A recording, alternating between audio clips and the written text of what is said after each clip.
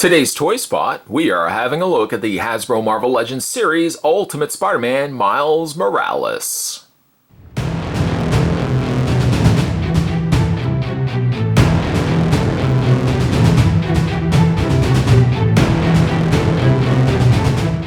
This is Spot's continued look at the Marvel Legends Marvel's Venom wave. We're almost done. We just got this arm, and then we got the head from Hobgoblin, and then we can call this series of reviews finished. As for, well, let's not get ahead of ourselves. Miles Morales Ultimate Spider-Man comes with everything you see, including the interchangeable head and the arm for Venom. Package-wise, you've got Spider-Man on the one side from the Ultimates line. The other side, Miles Morales Ultimate Spider-Man as well. The back of the package shows you both figures. I loved this figure. I can't wait to get this one opened up. With amazing agility and wall-crawling skills, these young web slingers take down the bad guys. Down below, you would have 6 figures, and only 6 figures, to build yourself Space Venom. And those figures are 2 Spider-Man, an Electro, Silk, Spider-Girl, and Hobgoblin. To check out more from Marvel, head over to www.marvel.com. Spot's going to take a break and get this opened up. When we come back, though, we're going to get a better look at the Ultimate Spider-Man, Miles Morales. There's more heading your way, guys. Don't go anywhere. Well, you know, when we get the figures loose, what we always want to look at first is the Build-A-Figure component before we have a look at everything else. And in this case, Miles Morales comes included with the other arm for Venom. Love the interior white here.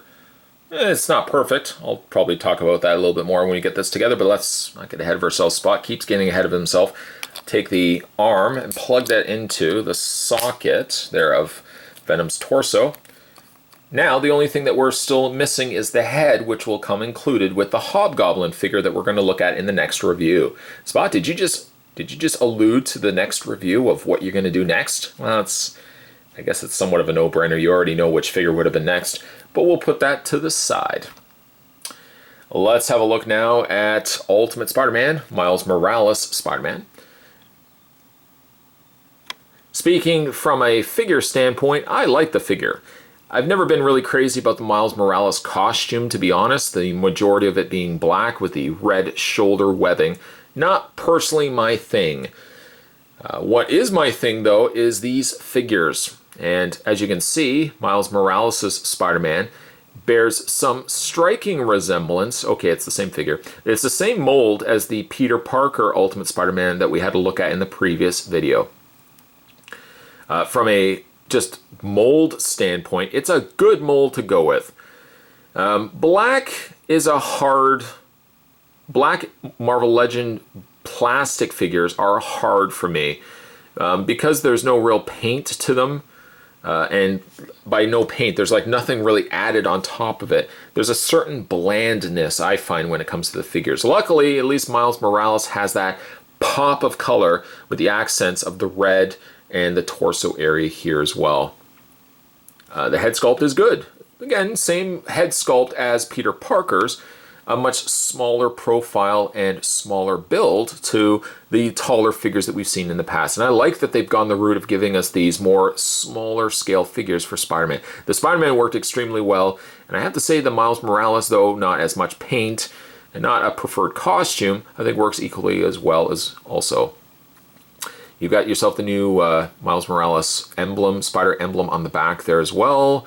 Featured on the front, the smaller emblem. Very similar to Spider-Man, smaller on the front, larger on the back. The webbing is, for the most part, pretty clean. I've got like just a little bit of a hiccup, if you want to call it a hiccup, in the shoulder area there, where it looks like there's a little bit of paint that's been removed. Even though Miles doesn't technically have as much webbing to be messed up, if you will. That being said, the web still looks pretty clean. A little bit area on the back could have been a little bit cleaner, but for the most part, it's not terrible because so much of his body is just the molded black plastic. There's really not much else you can screw up there. He does have interchangeable hands. I don't know why they always give you the defaulted hand as a web shooting hand, but that's what they do. Hasbro does give you, however, 4 extra interchangeable hands. And they're exactly like Spider-Man's hands. You have a pair of open hands, showcasing more of the fingertips and thumb being the red webbing. You get 2 of those. You get also the additional web shooting hand if you want to match the one that he has on the other hand. And he also has a closed fist. So the exact same carryovers to that of Peter Parker. In also the same vein as Peter Parker, Miles also gets himself an interchangeable head, featuring Miles Morales' face sculpt there. Go ahead and just grab the head, grab, I should say, the torso area, pop it very easily out of the socket, replace it with the unmasked head, and you've got yourself Miles Morales. Well, you had Miles Morales before, but now you've just had the unmasked version of the figure. I like that he does have that little peak of a smile on the one corner area of his mouth. Head sculpt is quite good, actually. I don't know why, but on one side of the face, it comes across more matte.